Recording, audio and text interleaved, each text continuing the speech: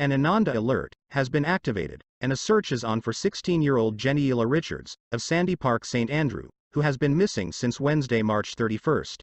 She is of dark complexion and slim build. Reports from the Matildas Corner police are that about 10:40 a.m. Jenniela was last seen wearing a black dress. She has not been heard from since then.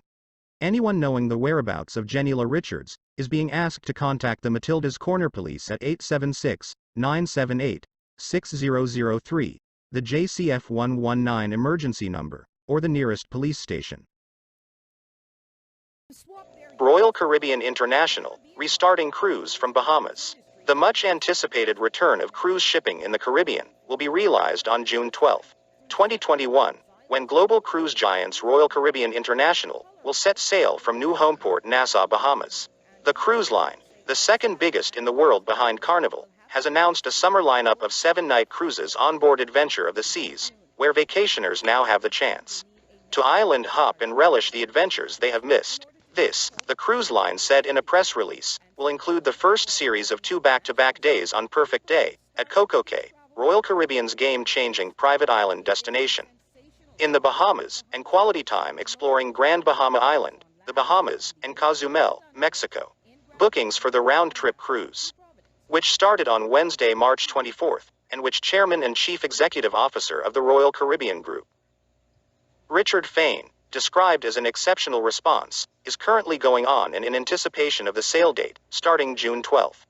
For his part, President of Royal Caribbean International, Michael Bailey, said that the opportunity to homeport in the Bahamas is a testament to the tremendous partners the government and the people of the island nation have been to us for more than 50 years. Bahamian Prime Minister, Dr. Hubert Minnis, said the news that the cruise industry is going to begin homeporting in the Bahamas is exciting. Minister of Tourism and Aviation, Dionisio D. Aguilar, said that cruising is a vital part of the Bahamas economy, and having Royal Caribbean and their guests return to our shores will contribute greatly to restoring and reactivating tourism. Hi, this week on Western Roundup, we give an update on the COVID-19 vaccination program in St. Elizabeth. And then we head to the streets of Montego Bay to hear what residents are saying about the recent announcements made by Prime Minister Andrew Holness in his budget debate about the proposed infrastructural developments for St. James. As usual, it will be good, so stay with us.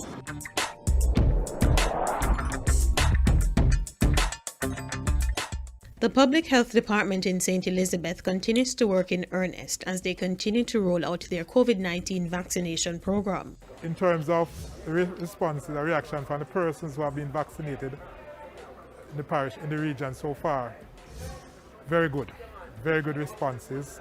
Persons are embracing the vaccine, they believe in it, and also they have embraced how the staff dealt with them.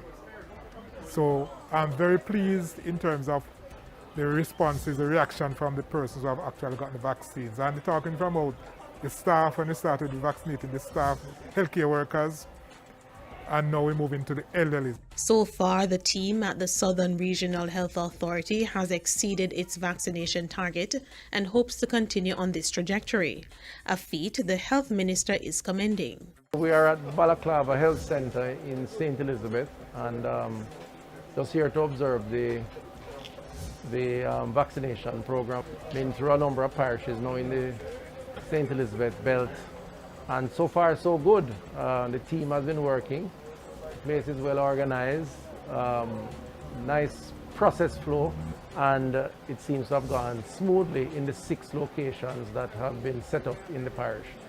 So more will be done in the days to come, but so far I think so good.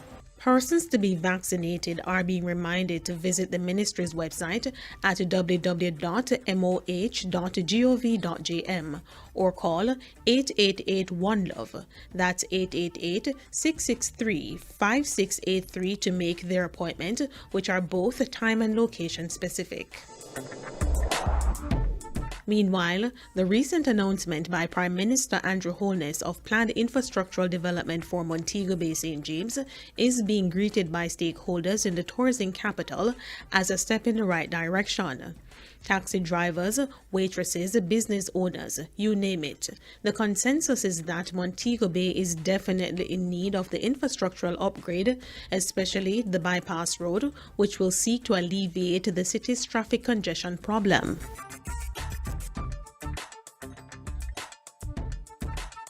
I think it's an excellent move as it's helped to regulate the traffic, and also whenever time it's rain, we have hard time to go home from point A to point B. I think the bypass is well overdue and needed. We all understand that during the pandemic things have taken a turn for, I wouldn't say for the worse, but they've been taking a longer time to be done. But when that bypass is created, it's going to allow a lot of free-flowing traffic from Port Cheerios, Portland, all the way down the South Coast. People from the Elegant Corridor can roam up and down on their tours and not have to go through a 2.5-hour traffic delay in the city of Montego Bay. Would be tremendously good for us because we work, and then the lane to take taxi to come to work would be easier for us to take a taxi and to go home in the night or in the evening time. Very excited. It will help to alleviate traffic. The town tends to be congested, especially when it rains and there are flooded roads. Especially operating a business, you have staff who live in neighboring parishes, and with the bypass they will get home quicker and probably more safely, especially if there are any natural disasters or hazards on the road.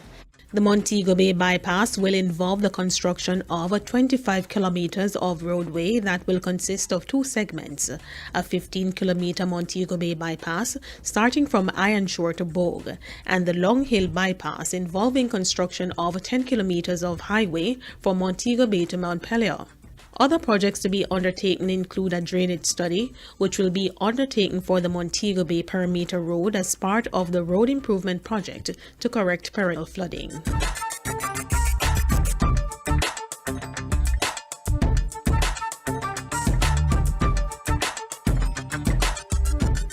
And that's where we end today, and we are happy you stayed with us. As usual, thanks for watching Western Roundup, where we take you from the corners of St. Elizabeth to the hilly terrains of St. Anne. Until next time, send us your feedback to jismobe@jis.gov.jm. Stay safe.